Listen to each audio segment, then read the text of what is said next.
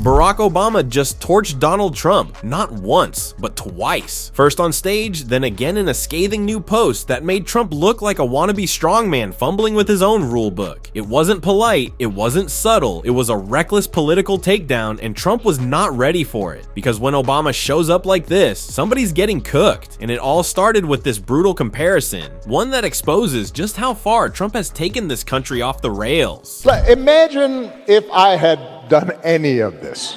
Let me just, I just want to be clear about this. Imagine that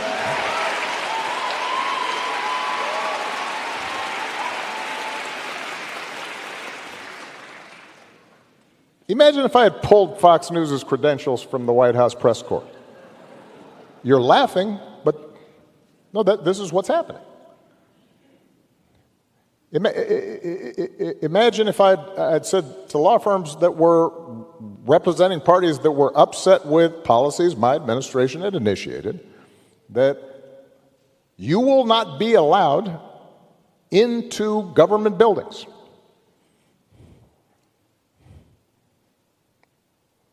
We will punish you economically for dissenting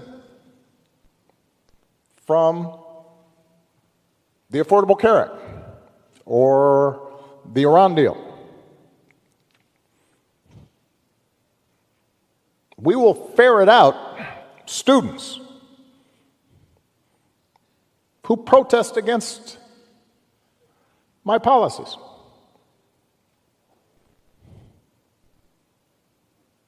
It's unimaginable that the same parties that are silent now would have tolerated behavior like that from me, or a whole bunch of my predecessors. So, and I say this not on a partisan basis. This has to do with something more precious, which is, who are we as a country, and what values do we stand for? Let's just take a moment to appreciate what Obama did here. He didn't just criticize Trump, he exposed him. No yelling, no name calling, just calmly listing out every authoritarian red flag Trump has waved like it's part of the national anthem. And he's right. If Obama had dared to pull even one of these stunts, the GOP would have summoned a SWAT team, Fox News would have held a 72-hour rage marathon, and Mitch McConnell would have written 19 angry op-eds by candlelight. But Trump bans critics, punishes law firms, bullies protesters, and somehow the patriots have nothing to say. They'd rather chant freedom while watching democracy get body checked into the parking lot. Obama's not playing games anymore. He's calling out the entire MAGA circus. And he's not done yet, because in just a moment, he drops a line that makes Trump look smaller than his inauguration crowd. Let's roll it. Obama breaks cover with message about immigrants as Trump demands more ICE raids. Former President Barack Obama urged Americans to reject the framing of immigrants as enemies as Donald Trump demanded supercharged ICE raids in an unhinged Truth Social rant.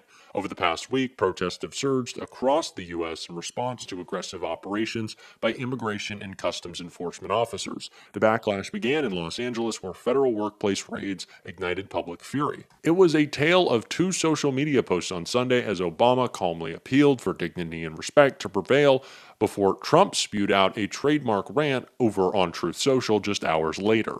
The former president, who served 2 consecutive terms, referenced his deferred action for childhood arrivals policy, which allowed immigrants who came to the U.S. as children to request official documentation. 13 years ago, my administration acted to protect young people who are in America every single way but one, on paper. DACA was an example of how we can be a nation of immigrants and a nation of laws. And it's an example worth remembering today when families with similar backgrounds who just want to live, work, and support their communities are being demonized and treated as enemies. He continued, "We can fix our broken immigration system while still recognizing our common humanity and treating each other with dignity and respect. In fact, it's the only way we ever will. While Trump was busy rage posting in all caps about ICE raids like a keyboard warrior with a grudge, Obama stepped in with something completely foreign to MAGA land: basic human decency. In a single post, Obama reminded the country that immigrants aren't enemies, they're people. People with jobs, families, and dreams, not props in Trump's fear-mongering soap opera. And the contrast couldn't be clearer. Obama gives calm leadership and compassion. Trump gives paranoia, threats, and enough grammatical errors to trigger Microsoft Word. This wasn't just a policy difference. It was a masterclass in what actual leadership used to look like. And Trump? Oh, get ready, because what he posted is just humiliating for himself. The script was flipped, though, on Trump's very own social media website, where the president encouraged ICE agents to do all in their power to achieve the very important goal of delivering the single largest mass deportation program in history. We see some of that insane post here with Trump writing, "Our nation's ICE officers have shown incredible strength, determination, and courage as they facilitate a very important mission, the largest mass deportation operation of illegal aliens in history. Every day, the brave men and women of ICE are subjected to violence, harassment, and even threats from radical Democrat politicians, but nothing will stop us from executing our mission and fulfilling our mandate to the American people. ICE officers are herewith ordered to, by notice of this truth, to do all in their power to achieve the very important goal of delivering the single largest mass deportation program in history." Trump's post reads like it was ghostwritten by a dictator with a flag fetish. On his own knockoff Twitter site, he declared ICE should launch the single largest mass deportation operation in history. Like he's pitching a reality show called Deportation Extreme Edition. He praised ICE like they were war heroes, claimed they're being attacked by Democrats, and then ordered them, yes, ordered them to make it happen, all in one breathless, unhinged rant. This isn't leadership, it's fear porn for his base, wrapped in fake patriotism and posted from his emotional panic room. But guess who chimed in next? Yep, the White House had something to say, and it's coming up now. The White House's response, with Carolyn Levitt, stopped just short of telling Obama to keep his nose out of it in a comment to the Daily Beast. If the American people cared what Obama thought, they would have followed his advice and elected open borders radical Kamala Harris, spokesperson Abigail Jackson said in an emailed statement. But it's Donald Trump that's in the White House. Ugh.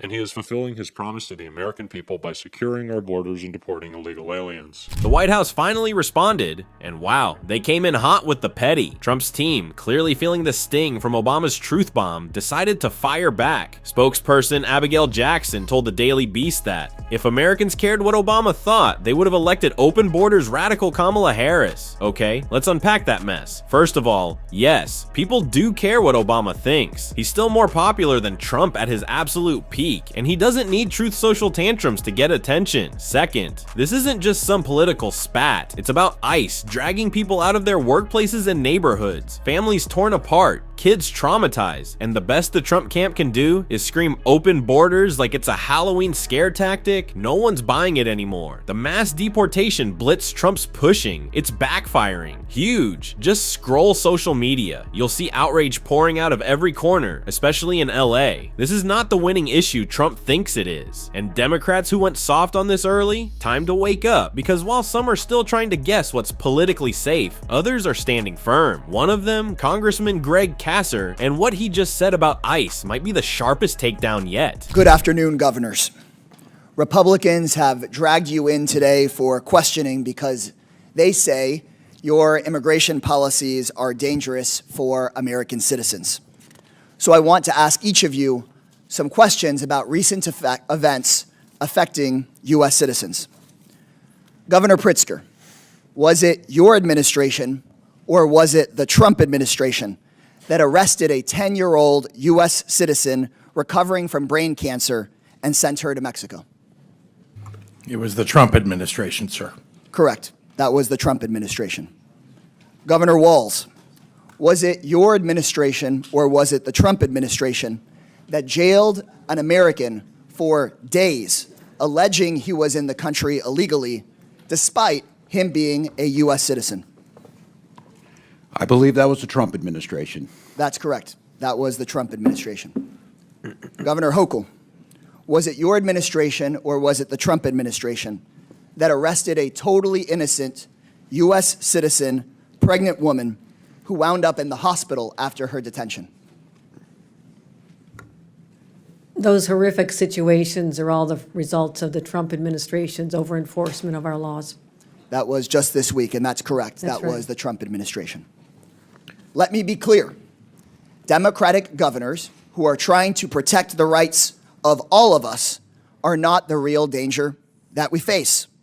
Donald Trump's reckless immigration policies are what is putting us at risk, U.S. citizens included. That wasn't a hearing. That was a public execution of Trump's immigration record. Congressman Greg Casar came in locked and loaded, and by the end, you could practically hear the ghost of Stephen Miller crying in a corner. One by one, Casar laid out the receipts. Children with cancer deported, U.S. citizens wrongly jailed, pregnant women hospitalized, and every single one happened under Trump's watch. Not Biden, not Democratic governors, Trump. So the next time Republicans cry border crisis, maybe they should look in the mirror, because the real threat to American citizens was already in the Oval Office. And guess what? Casar's not done. He's got more truth bombs to drop, and the next one lands right now. Trump and his puppets here in Congress put out a constant stream of lies about immigration.